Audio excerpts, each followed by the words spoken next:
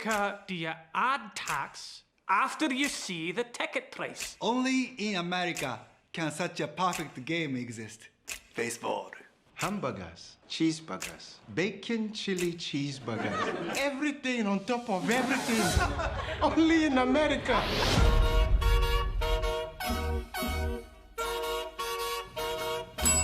Welcome to the economy value in how may I help you?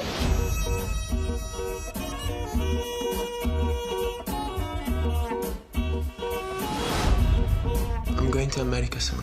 I'm gonna be a Hollywood star. Ogenda kuyiga bulungi naye tebwerabiranga Uganda. I am looking for instinct.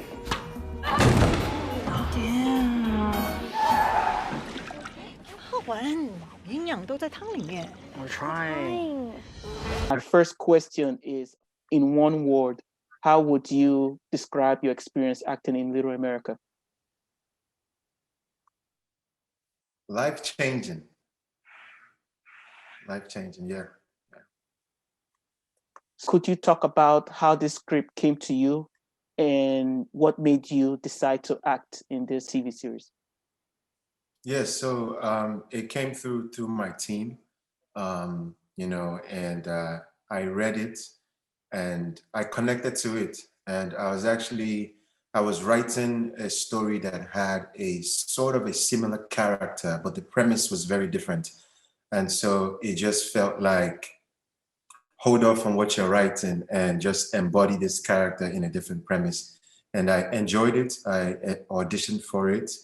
And next thing I booked it. But I could definitely connect to it because I was already prepping for it, really. And so it was good. It was good. Yeah. So what research did you do when you decided to play on Iwaguna? Iwaguna. So yeah, because it's based on a real story, but they fictionalized it a little bit. So they actually didn't give me a lot. They wanted me to make it my own. And because it's not exactly the actual Igwe.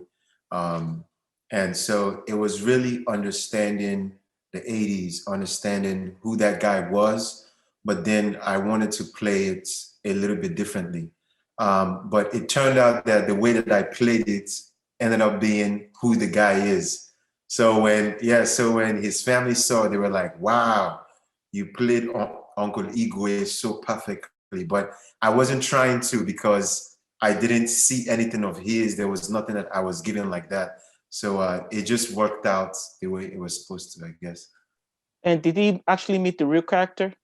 No, I didn't. I met his daughter. His daughter was on set, and it was nice having her and just talking. And she was like, man, yeah, so much like my father.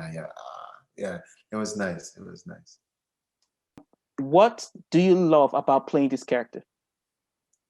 Man, his journey, I think his journey is so unique. And people think it's awkward that he came from Nigeria and he got into this cowboy culture.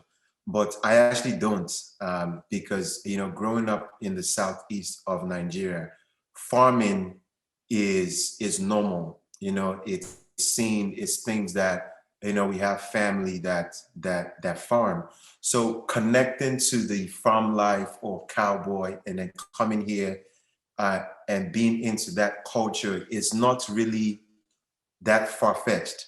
But for the story, it just made it nice because his father passed away and now he's seeing this thing that him and his dad watched together, you know, cowboys, and he connects to it. But I connect to that farm life naturally. And so it was just nice to be around other folks and horses and all that. What challenges did you face in this role and how did you overcome it? Challenges. Challenge was the, I would say the monologue about cheeseburgers, even though that's the one that everybody really like. But I would say that may have been the challenge that I had. My originally intent is not what you guys saw. But the director, Bharat Naluri, was able to get me away from my head and just put me back into the character so that I can deliver that the way that the character would. But definitely, I would say that the monologue was the big one. Yeah. And action. Only in America. Hamburgers, cheeseburgers, bacon cheeseburgers, chili cheeseburgers, bacon chili cheeseburgers, stacking everything on top of everything. It's a sickness. This story centers around a Nigerian immigrant who heads to America to be educated in economics. And in his attempt to fit into the world here, he falls in love with the cowboy cultures of Oklahoma. This is a wonderful place. Thank you. A Nigerian guy who is slowly becoming a cowboy. What interest does he have in that? But being here, you experience things that remind you of back home in so many different ways. Mụta ihe ụfọdụ ebe ahụ tupu ịnọta. Nne, anulam. What's your favorite scene to shoot? It's so tough, but I want to say the scenes where he was speaking to his parents, the scenes with the tape, I think, and interestingly, I did not know how it was going to be shot. Obviously, it's not my job, it's a director's job. But being on set and then hearing of how this was going to play out and me having to visualize the family in front of me, I think doing that changed the experience, because I've never done that before in my life. And even the way it's shot, I don't think we've ever seen that on television. Just visualizing them in front of me, I would say those were the really memorable ones for me. Yeah. Could you talk about a fun fact about any of your co-workers or co-star that were in your episode? Okay, a fun fact about a co-star. So the person who plays Iwegbunna's father in the very beginning in the motorcycle, that's actually my real life brother.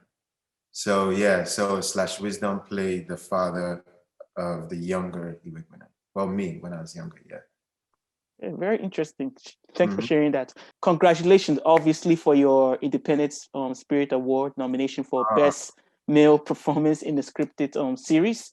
My question is, where were you when you discovered that he got nominated? I was at my brother's house, actually, Slash Wisdom's house, and I get a message from one of the producers. Hey, have you seen this? Yeah, congratulations. Like, what is that? And I looked at it, I was like, wow, did not expect anything. It really was a shock. And then I started getting all these messages and tweets and IG, and I was like, wow, so this is how it happens. Yeah, so that's where I was, man, but it was nice. It's nice. And if you win the award, who would you like to, thank first? Oh, man, thank first. I think I would thank God first, because the rest of the list is so long, but God for sure first. Yeah. Which actor or actress did you admire growing up? Nkemowo, Nigerian actor known for his role as Oswofia. That was definitely my number one. Any other actors or actresses? Okay. After Ninja, then you have people like Eddie Murphy. Let me see, Eddie Murphy, Forrest Whitaker. Denzel did a good job. Jamie Foxx, Martin Lawrence. Females. I'm so bad because, growing up, I did not memorize their names. But I definitely had a few, but Queen Latifah was one. But man, like I just blanked out in some of You know, the lady from, I'm blanking out, but the lady from Sisters Act. I Oh, Whoopi forgot. Goldberg? Whoopi Goldberg, yeah, see, my mind is all over the place, but yeah, her, and even some of the lady from in Good Times. I don't know if you know the show Good Times and the Jeffersons. I don't recall their names, but I definitely watched those shows and I connected to those characters. But I was bad at learning names in those days. Did you always wanted to be an actor, like growing up? And also, who inspired you to pursue your dreams? Did I? No, I did not always want to be an actor. I actually wanted to be so many things, from doctor to pastor to engineer. But I would say the first person that was my brother. My brother definitely let me know, like, hey, I really think this is, where you're supposed to be. And I think that helped. What did you hope viewers would take away from Little America, specifically the episode that featured you? To understand the journey that immigrants go through, just adjusting to America, or even any other country for a fact, but specifically here, obviously. And people, even growing up, right, we were made fun of, kind of bullied, but people don't know, or maybe they do, right? But in that moment, they're not necessarily thinking about it. It's like, well, this is America, you figure it out. And yeah, so understanding the journey that immigrants go through here, but they still work so hard just to get an inch of the pie, or just to rise. I hope that's what they take, because it's not easy. It's almost like you're living two lives, right? You're living the life here, and then you still have to live the life in your motherland, and it's tough. It's tough. What advice would you give actors or even comedians, because I know you've been a comedian for quite a while, Yeah. in breaking into Hollywood? Oh man, they say consistency. So I would say that, but definitely having God on your side. And I think really understanding that when you connect spiritually, you will hear more of how to go about it. The way that I got in may not be necessarily how somebody else could get their foot in.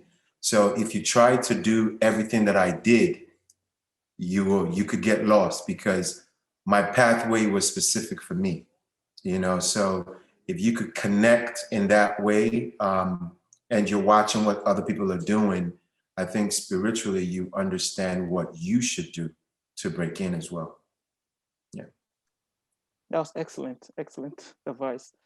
Thanks. And who, dead or alive, would you like to sit down and chat with? Oh man, that's a big one. Wow.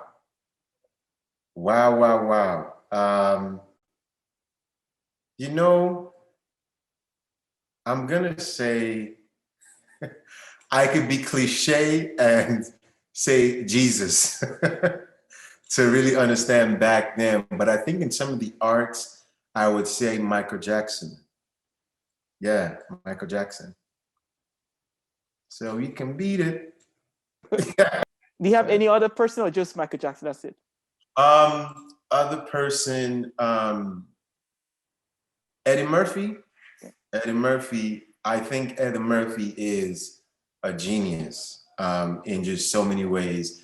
And I think some of these artists remind me of myself, because they did an amazing job of balancing, or to the best as they can, from music to comedy to acting in different genres. And I think I was blessed with numerous gifts. And one of the worst things for artists is when, right, you have so many ideas and so many things you want to do. So balancing that can be very difficult. But when I see people like Eddie Murphy, who has done it, Jamie Foxx, who has done it, right? He's a comedian, a musician, and talented actors. So those guys, definitely, it'll be great to speak to them. This is my last question. Once this COVID situation is done and over with, if you could travel anywhere in the world besides Nigeria, where would you like to go, and what would you like to do? Anywhere in the world, any African country, actually.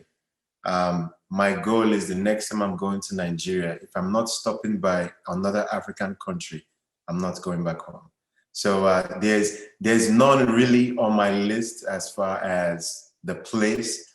But if you just say any location, anywhere, the club. Okay. I'm ready to dance my life out. So as soon as this thing is done, wherever the party is, just call me. If it's in Morocco, I'll be there. Okay. This is where we will live. You see the rock, right? You see a rock. I see an opportunity. We'll only be gone a short time. Everyone here is sad. That's everywhere, isn't it?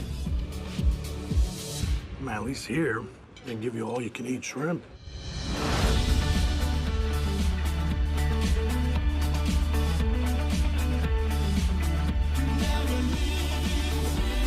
This is life. We don't always get another shot.